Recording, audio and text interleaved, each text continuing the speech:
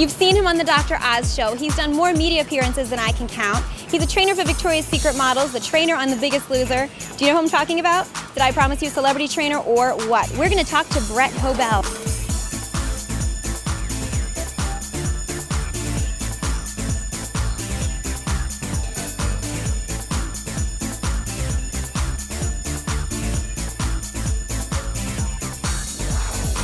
For ABC Coast to Coast, and I'm here with Brett Hoebel. Hi, Brett. Nice to meet you. Good to see you again. Thanks so much. I just took a class with Brett, and let me tell you, you brought it, man. You brought it. So we just took a spinning class. What else do you teach? What else are you involved in? I decided to teach for Flywheel because I'm really about getting the message out now, the inspirational message, and it's actually a little difficult in a land-based class because you're moving around, and when everybody's locked into those bikes and you have their attention with the room and the ambiance, it is the best format I've seen for me. And it's not just about the exercise. I really want to drive home the message. So this has been great. So you're really involved in fitness. How long have you been doing that? Well, I've always, since I was a little kid, okay, I was the hyperactive kid that was running around. So my mom put me in gymnastics at 2. 2 years old. I was tumbling. She said I could throw a ball before I could walk or talk. So I've always done something in sports. I never, ever thought that I would end up with this as a career. In fact, I was a pre-med, then went into finance, and You went into finance? Really? Into finance. For how long? Well, what happened is this, I was a pre-med, and I was a broke lab tech, okay? Doing lab research. I needed a gym membership, and I couldn't afford it. So literally the 10th time in New York City that I went to the New York Sports Club at the front desk with a guest pass, they were like, bro, you need to get a membership. I was like, ugh. So my buddy said, why don't you just teach like the boxing class? You've trained so much in martial arts and this and that. I said, I'm not qualified, but maybe I could be the assistant. So I applied. So I started off in the fitness industry for New York Sports as a boxing instructor, as an assistant, and then they gave me my own class. And that was many moons ago, and that was just to supplement a membership. So I didn't. I didn't go into it for a want. I went into it for a need. Necessity is the mother of invention. That's why. It really is. Yeah. So I was at a crossroads. I was burnt out from medicine and I wasn't vibing with the finance. And I remember asking my dad. He gave me this one piece of advice. He said, "Son, find something that you love to do. It'll never feel like work, and either the money will come or it won't matter to you." And for a guy who'd been a professor at Princeton and could have made 3 times his salary for all the private drug companies that are constantly trying to get him to work, he always said, no, I love my students, I love my research, and never took the higher paying job. He said, this is what I love to do. And I knew it. It was fitness. He asked me, what are you passionate about? What do you think about when you get up in the morning, you go to bed at night? And I said, it is not Boyle's law of gas. And it's not, the Japanese government bond. It's not that. It is fitness. I get up thinking about my students. I think about making a playlist. I'll get there early or stay late to work with people. I love seeing the results. That's beautiful. That's really Thank beautiful. you. And that was great advice that your dad gave you, for sure. Definitely. Live the dream. Live the dream. Live the dream, y'all. And also, I have to make sure I do things that in my life that really put a smile on me. Capoeira, traveling. Can you explain for the viewers? Capoeira? Sure. Wait, capoeira? How do I say it? Cap. Way. Ra. Capoeira. Capoeira. There you Capoeira. That's Yeah, it. capoeira. Capoeira is an Afro-Brazilian martial art created by the slaves from Brazil in the 1500s and brought to Brazil, but it was disguised as a dance. And a lot of people are like, oh, it's a dance. It is a legitimate martial art. Trust me, you better skiva when somebody comes with a big kick. So it has elements of music and dance, but it really is a martial art.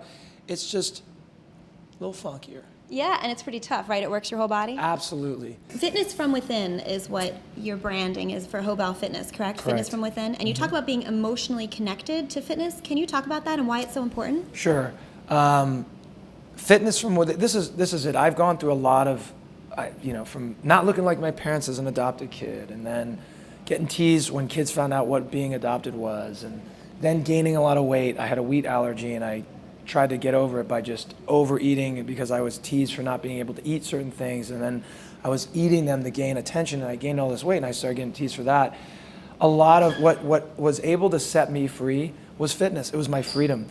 That I turned pain into passion. That frustration from all of that, I don't know if you want to call it bullying or whatever, it led to me having to find an outlet, and thank God it was fitness. I was able to turn a lot of that pain, that anger that I had experienced into this passion, and it was that fitness from within. And I believe it's anything from within from people. They can turn any pain into passion. Art, band, I just found it was fitness. So for me, I really look at that for my own experience, and that's why I thought about this for the branding of my company is, what do I want to say about fitness? Where does it come from? How has it been for me? And it's always come from within. If you want it out here, it's got to start in here first. I love that. If you want it out here, it's got to start in here. Absolutely. And don't drink the six-pack, wear it. That's my other favorite Brettism. You don't drink a six-pack, you wear it. Oh, that's funny.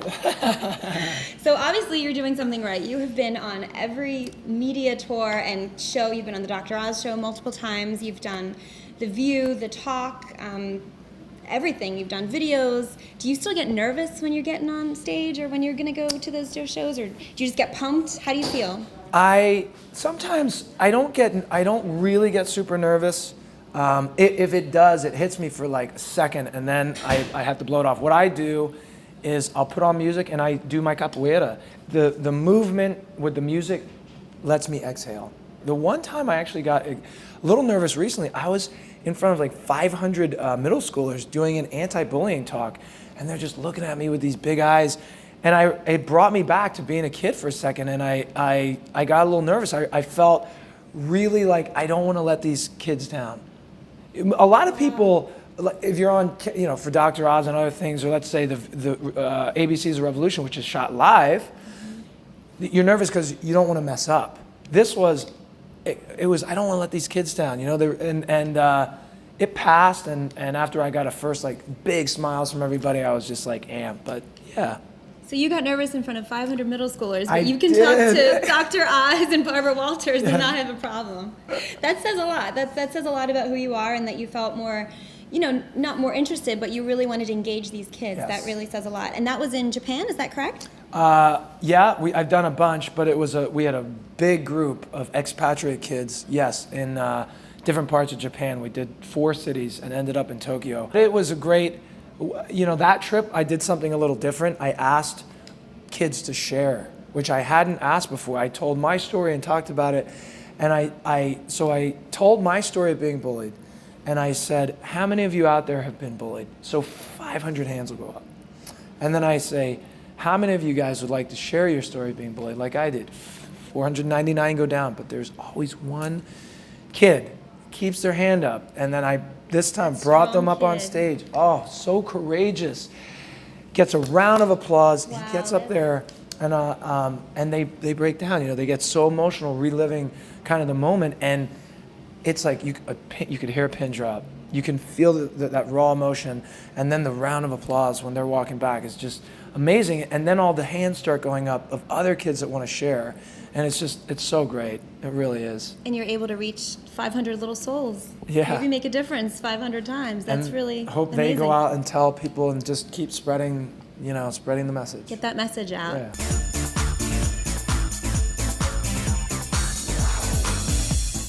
So I have a lot of viewers that are new to fitness, and we have the expert here. What are your top 3 fitness tips? What do you think? Is cardio important? Is weightlifting important? What do you think is most important? The number one tip. It's not an exercise and it's not a diet, because the dumbbell and the diet don't get you in shape.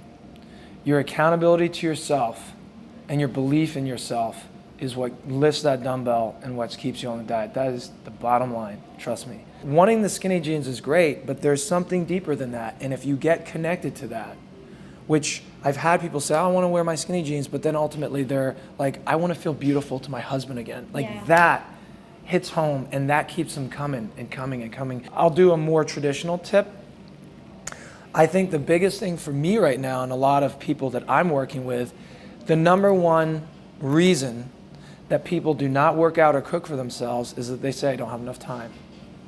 So the book that I'm working on, the 20-Minute Body and 20-Minute Meals, there is a lot of scientific research going on metabolic workouts that are very intense, sort of interval training, let's say with weights, are incredible because they raise your metabolism, they create that afterburn after the workout, they also can build lean muscle which burns fat.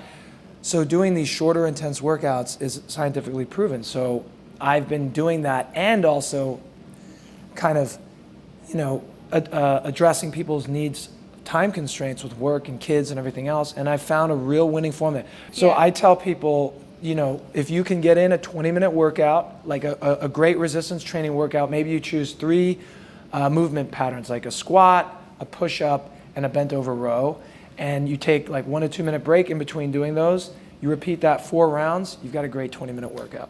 Look at that. You got tips from the expert right there. That's awesome. So you were a trainer on The Biggest Loser, I believe, correct? Season 11, yes. Season 11. What was your biggest challenge in doing that? By far the biggest challenge in the beginning of the season was gaining the trust and respect of the contestants. Whoever placed in the order first to last got to choose whether they were going to go with the superstars, Bob and Jillian, but here was a caveat. They said, if you choose them, you can be eliminated from day 1. Or you can go with the unknowns, which is Kara and I.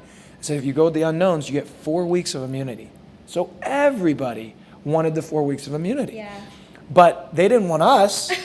They wanted the immunity. So when I'm showing up to meet them, I knew the most difficult thing was to get the trust and respect from people that didn't choose me for my training ability because they didn't know. They didn't know you. They chose me for the elimination, not being immunity.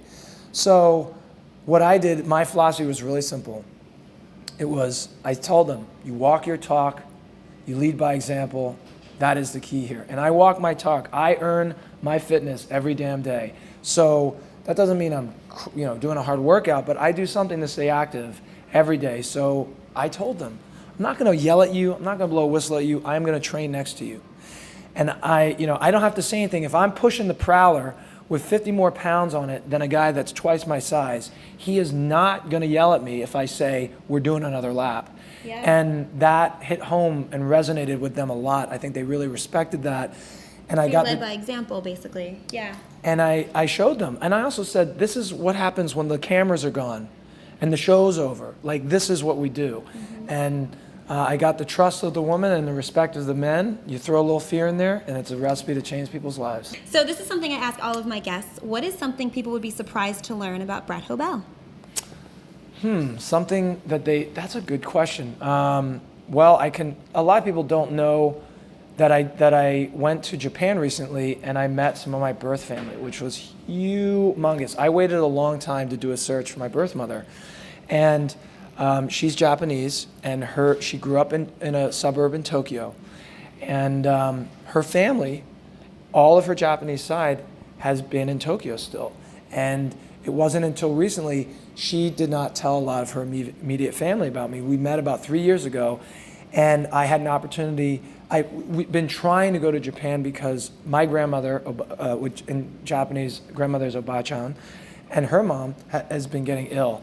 So I said, Mom, I really want to go soon, and we were able to coordinate a lot of things. And then my team was able to do some events there, and we ended up in Tokyo. I took an extra week and a half to spend with her and meeting, grandmother and my uncles. It was amazing, life-changing for me. That's beautiful, yeah. And it's just a chapter that's just ongoing. Well, I have to say, I don't want to take too much of your time. I know you're a busy man. He's all over the place, ladies and gentlemen. But thank you so much for taking some time and talking to me. You're welcome. And tell the viewers how they can purchase your videos or talk to you or get some training. Sure. My website is my name, Brett Hoebel, and all my social media from Facebook, Twitter, Pinterest, and all that good stuff is also my name, Brett Hoebel. Fitness from within. Yes, exactly. Thanks so much, guys, and check back to check out ABC Coast to Coast. See you later.